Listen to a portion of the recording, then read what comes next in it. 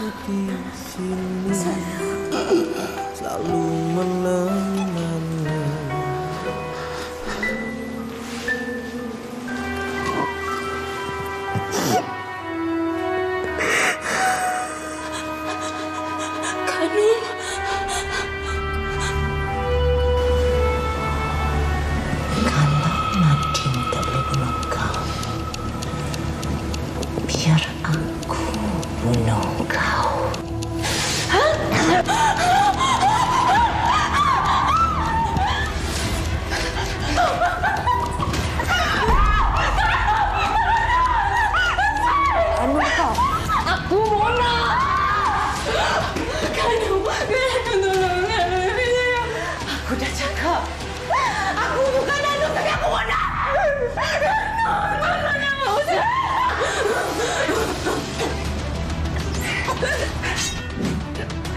Rahsia dalam rumah ini tak boleh tahu. Aku akan selamatkan adik aku yang macam mana pun. Sudah! Letakkan sudah!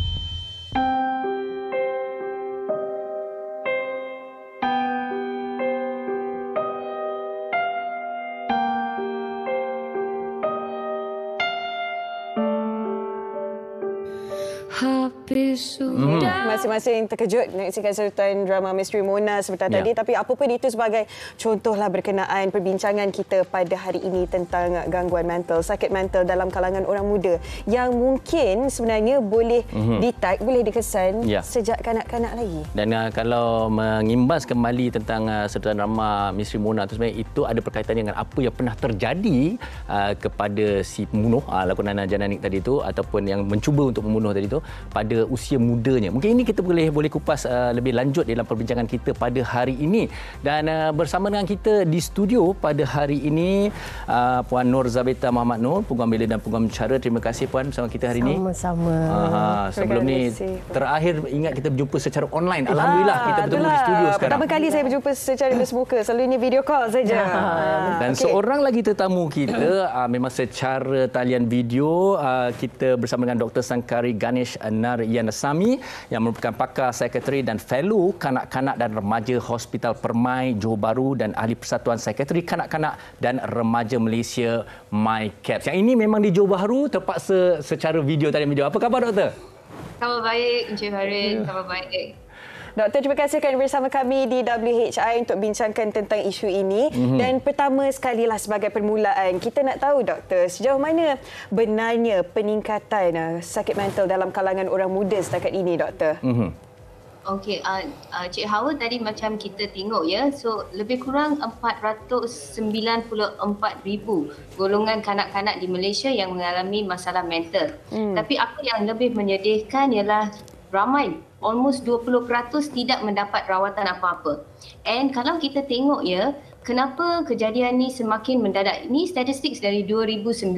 Kita tak kira lagi yang 2 tahun dengan pandemik kan. So masa pandemik kita ada banyak kekangan.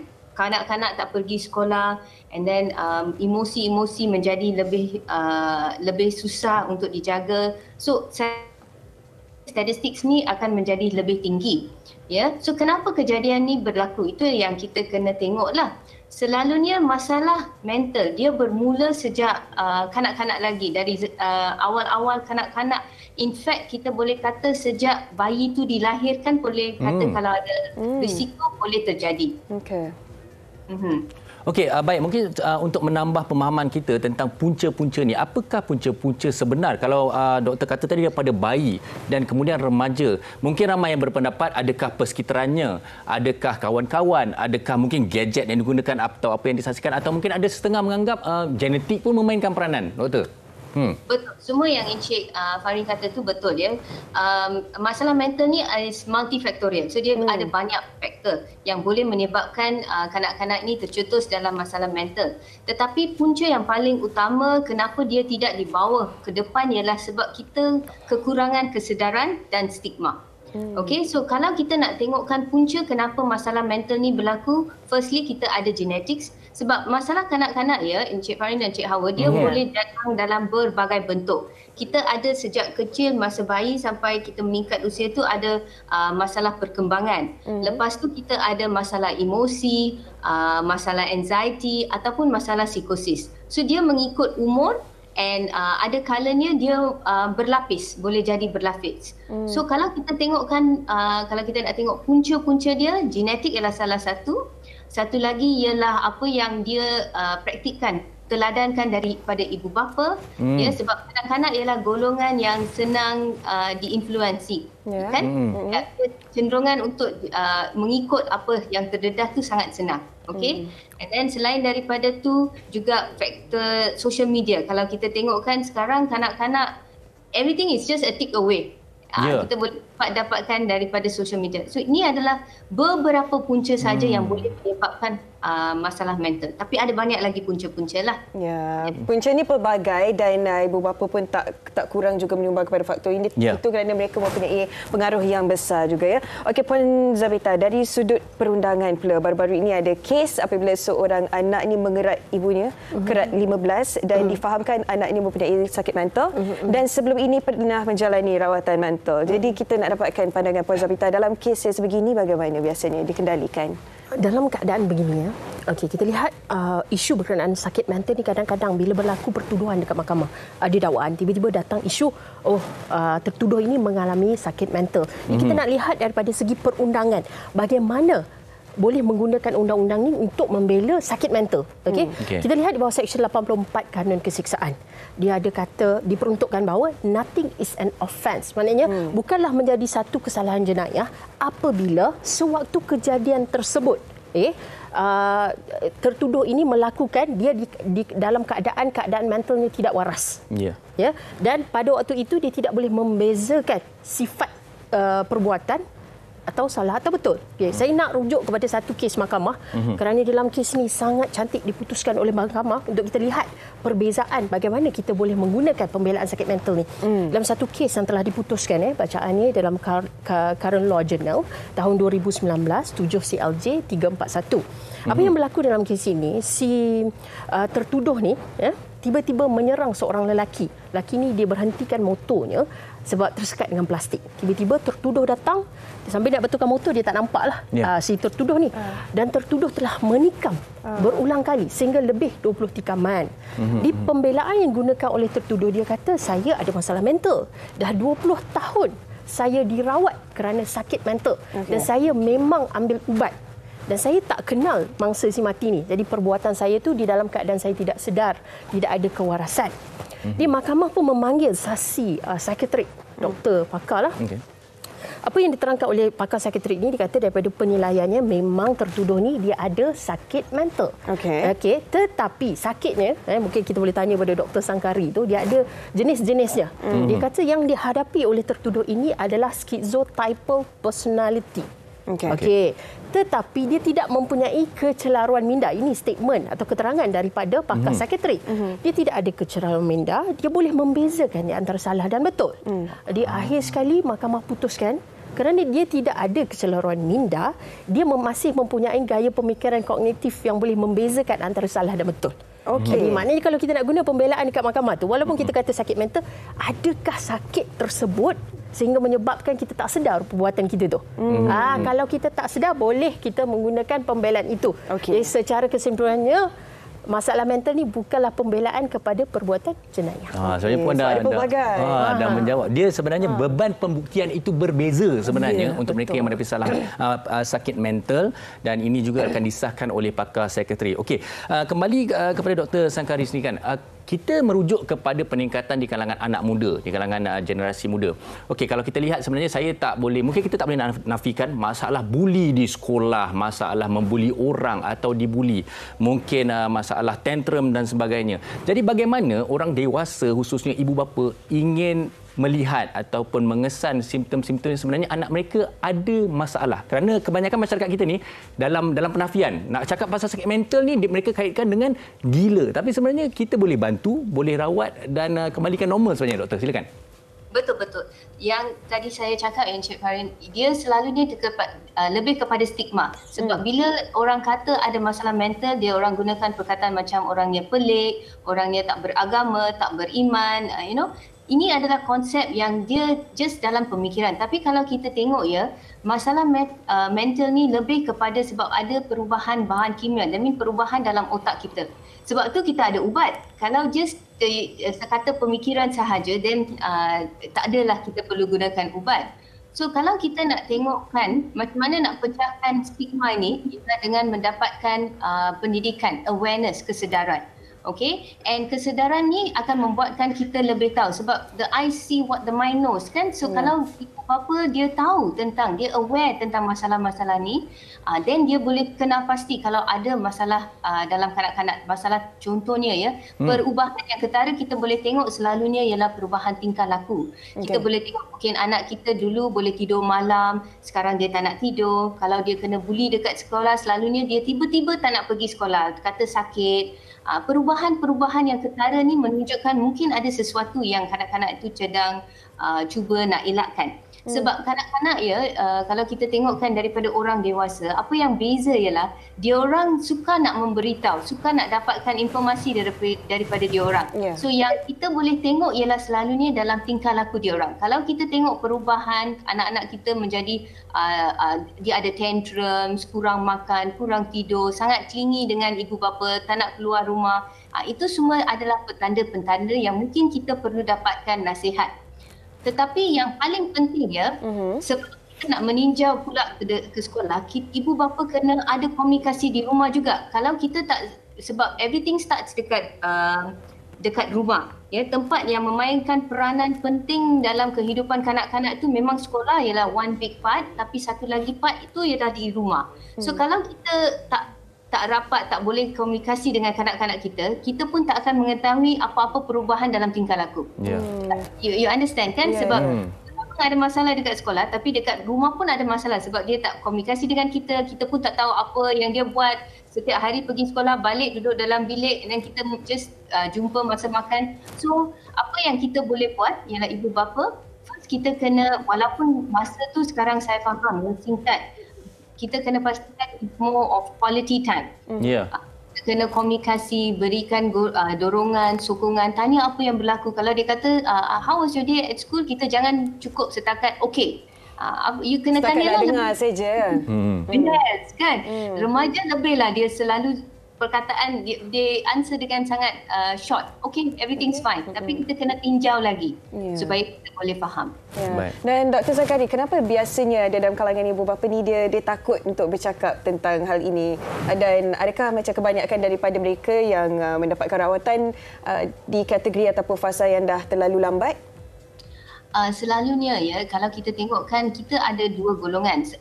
Ramai daripada rujukan yang kita dapat dari psikiatri untuk child psychiatry adalah juga dari cikgu-cikgu dekat sekolah. Tetapi yang timbul masalah ialah sometimes parents datang, dia kata tak ada masalah dekat rumah, cuma mungkin dekat sekolah sahaja. So bila dia orang dipaksa datang, dia datanglah.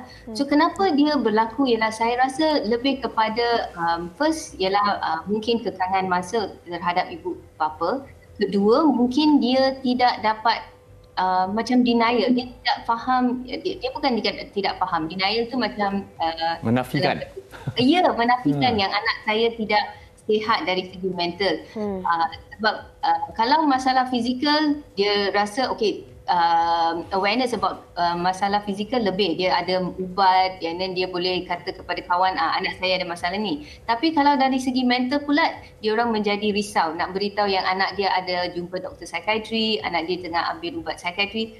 Tetapi apa yang kita tak faham ialah kesimpulannya, kalau kita sihat, kita bukan saja sihat dari segi fizikal, kena dari segi emosi, fizikal dan mental. Itu yang menyebabkan parents lambatlah datang. Okay, supaya satu lagi ialah sometimes kalau kita tengokkan simptom-simptom yang kanak-kanak itu ada berlapik. Kita tengok macam kecil-kecil tu dia sangat hyperaktif. Kita rasa itu mungkin satu fasa. Dia kan muda, itu dia main macam bateri tak stop. Tapi kita tak faham yang sometimes fasa tu kena semakin lama kita tengoklah mungkin dia ada masalah lebih. Kalau kita tak sure, baik kita dapatkan nasihat daripada mungkin golongan yang lebih ahli. Lebih pakar. Baik, terima kasih Dr. Sagari untuk penjelasan tersebut. Okey, sebelum kita sambung kembali bersama dengan Puan Zabita, apa kata kita dengarkan terlebih dahulu pendapat orang ramai tentang topik kita hari ini.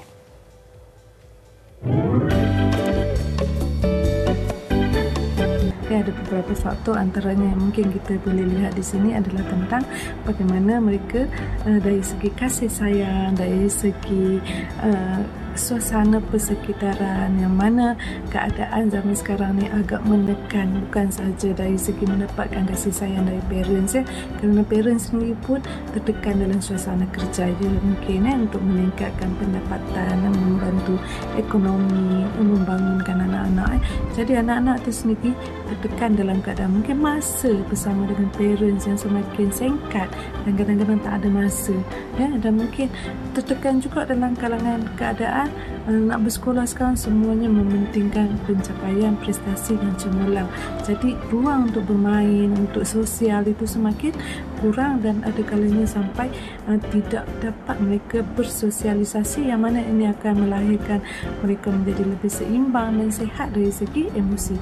Pada pandangan saya, punca peratusan sakit mental di kalangan kanak-kanak semakin meningkat kerana kanak-kanak daripada golongan B40 ini cenderung dinafikan hak menerima rawatan yang sempurna. Berikutan, ibu bapa mereka tidak tahu mengenai isu kesihatan mental.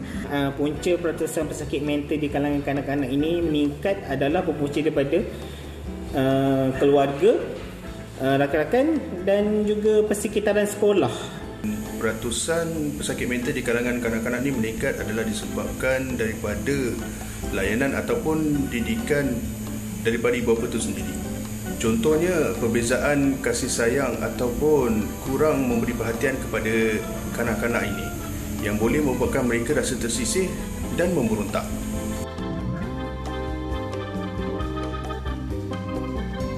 Terima kasih kepada rakan-rakan yang kongsikan pandangan kepada wanita hari ini, dan terima kasih juga kepada anda yang sedang menonton kami di Facebook Live. Antaranya Natirah Muhammad Yusof yang berkongsikan memang sedih jika ada anak yang sakit mental. Ibu bapa wajar membawa anak yang mengalami sakit mental ke hospital untuk dapatkan rawatan yang sesuai, dan katanya menjadi tanggungjawab ibu bapa dan orang-orang yang rapat untuk ambil berat dan pastikan emosi anak-anak dalam keadaan stabil untuk elak daripada mengalami masalah mental. Memang perlu dipantau dari kecil. Dan saya kira pendapat beliau tadi selaras juga dengan apa yang dah dikongsikan dengan penonton-penonton wanita hari ini sebentar sahaja tadi. Baik, kembali bersama dengan Puan Zabita. Kalau kita lihat sebenarnya ini apa yang kita bincangkan sekarang adalah apa yang melanda generasi muda, remaja, anak bawah umur. Okey, dari segi sudut perundangan pula, bagaimanakah pendekatan undang-undang terhadap mereka ataupun anak-anak bawah umur yang menghadapi masalah mental dan mungkin juga telah melampaui dan melakukan jenayah? Okey, berkenaan dengan isu undang-undang, kita tengok daripada konteks kanak-kanak dahulu. Yang maknanya kanak-kanak ni, siapa kanak-kanak? 18 tahun ke bawah berdasarkan Akta Kanak-kanak 2001. Jadi 18 tahun ke bawah ni ada beberapa macam undang-undang yang melindungi mereka. Contoh, sekiranya berlaku dekat Malaysia ada kes yang kanak-kanak bawah umur ni, bawah 18 tahun ni telah melakukan pembunuhan. Tetapi di bawah akta ini, di bawah Seksyen 97 ada memperuntukkan bahawa sekiranya mereka melakukan perbuatan tersebut yang sebenarnya kalau orang dewasa tu boleh dihukum mati, tetapi mereka tidak akan boleh dihukum mati. Sebab ini di bawah Seksyen 97. Dan mereka perlu mendapatkan perkenan daripada yang di Pertuan Agong. Begitu juga di bawah Kanun Keseksaan, kita tengok di bawah Seksyen 82, Seksyen 83 ada memberikan ada memperuntukkan bahawa apa-apa sahaja perlakuan jenayah yang dilakukan bawah umur 12 tahun, maka ianya bukanlah dikira sebagai jenayah, tetapi tidak boleh dikatakan anak-anak ini akan terlepas bebas. Masih juga menghadapi perbicaraan dan juga perlu dihukum. Misalnya kita ada satu kes pada tahun 2002 dahulu. Seorang kanak-kanak ini adalah kejadian bunuh yang termuda. Pelakunya adalah termuda, umur 12 tahun yang telah menikam anak guru tuition. Ya, dan kemudian dia dibicarakan di mahkamah. Tetapi di mahkamah ini kanak-kanak kalau namanya tidak akan disiarkan. Laporan pun tidak akan disiarkan. Begitu juga dengan mangsa. Ini seperti di bawah Akta Kanak-kanak. Di dalam kes ini apa yang berlaku? Berlaku perbicaraan, diteruskan dan tertuduh didapati bersalah walaupun dia kanak-kanak. Dan dia menjalani hukuman sehingga mendapat perkenan daripada Yang di-Pertuan Agong. Itu adalah kaedah yang digunakan di bawah kanak-kanak. Kalau kita nak berpatah balik, yang ini kanak-kanak tadi, bagaimana pula kanak-kanak yang mempunyai masalah mental? Jadi masih perkara yang sama, sewaktu memberikan pembelaan di mahkamah, akan dihujahkanlah bahawa kanak-kanak ini mengalami masalah mental. Ini akibat pelakuannya lah, dan mungkin antara faktor boleh meringankan hukuman tertakluk kepada fakta kes. Okey Puan, saya nak tambah satu lagi ni. Okey, bila melibatkan bawah umur ni, kebanyakan tanggungjawab disandarkan kepada ibu bapa. Ada tak dalam situasi tadi tu ibu bapa boleh dipersalahkan? Sebagai contoh, dah tahu anak sakit mental tapi tidak dijaga, tak diberikan rawatan. Apa mungkin ada ibu bapa boleh juga dipertanggungjawabkan? Okey, begini. Sebagai ibu bapa, kita yang lebih kenal kepada anak kita. Saya lihat kes-kes jenayah lah, apabila melibatkan pesakit yang mengalami masalah mental ni dapat dielakkan jika mereka dirawat. Kadang-kala macam dari segi tadi kita ada bincangkan penafian. Ibu bapa ni dia tak nak mengaku. Jadi diabaikan. Kita kena ingat di bawah Seksyen 31 Akta Kanak-Kanak ada kata kesalahan bagi pemelihara, sama ada ibu bapa angkat atau datuk nenek yang menjaga anak tadi itu, diabaikan. Dia buang atau dia dedahkan kepada bahaya. Jadi dalam konteks ini, anak itu patut dapat rawatan, patut berjumpa dengan doktor, tetapi diabaikan. Maka ada risiko ibu bapa itu didedah, maknanya boleh dihukum di bawah Seksyen 31 Akta Kanak-Kanak tadi. Baik, okey. Dan kepada Dr. Sangkari, kita juga nak tahulah apa antara contoh kes yang kita rasakan kritikal terhadap kanak-kanak yang mengalami gangguan mental ni, Dr. Sangkari, kalau boleh dikongsikan? Boleh. Just tambah dengan Puan Zabita tadi ada cakap kan, a lot of the cases yang boleh actually kita elakkan daripada punca sampai dia tahap masuk dalam keadaan jenayah. So apa yang penting ialah bila kita dapat rawatan, rawatan susulan tu, setiap kali kita buat rawatan tu kita akan buat penilaian risiko, di mana kita boleh at least ramalkan macam mana tingkah laku dia orang. So that is one important criteria kenapa kita perlu dapatkan rawatan kalau kanak-kanak itu mengalami masalah emosi atau masalah mental. Going back apa yang Cik Hawa tanya selalunya risiko kanak-kanak yang kita adakan rawatan untuk jangka masa panjang ialah selalunya kanak-kanak yang mengalami kecenderungan untuk mencederakan diri. Bukan saja suicidal tapi mencederakan diri, atau ada kecenderungan untuk membunuh diri, kecenderungan untuk bertindak secara agresif yang tidak boleh diramal. Ataupun satu lagi ialah psikosis, di mana dia ada halusinasi, delusi. Itu juga dalam kandungan risiko yang tinggi. Ataupun dia mengalami anxiety yang sangat teruk, di mana ganggu kehidupan seharian. Dia tak boleh pergi sekolah, tak boleh buat benda, itu anxiety yang teruk. Dan juga di mana kanak-kanak itu mempunyai tingkah laku yang merisaukan. Contohnya kanak-kanak yang mengalami masalah penagihan, addiction, itu satu. Ataupun yang mengalami masalah seksual, contohnya hypersexuality. So ini semua adalah dalam golongan risiko tinggi. So yang kanak-kanak yang dalam golongan risiko tinggi ini, selalunya rawatan dia secara menyeluruh. Kita bukan sahaja merawat kanak-kanak itu membagi ubat atau terapi, tapi kita membuat secara menyeluruh. It's a team effort, di mana kita juga ada membuat parenting dengan ibu bapa. Kita juga ada berjumpa dengan pihak sekolah, kanak-kanak.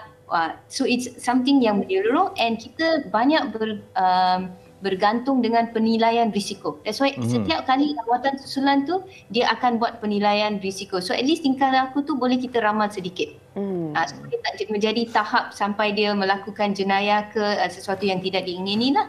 Dan saya kira sebenarnya jawapan daripada Dr. Sangkari itu merangkumi keseluruhan persoalan kita secara ringkas tapi padat. Terima kasih Doktor.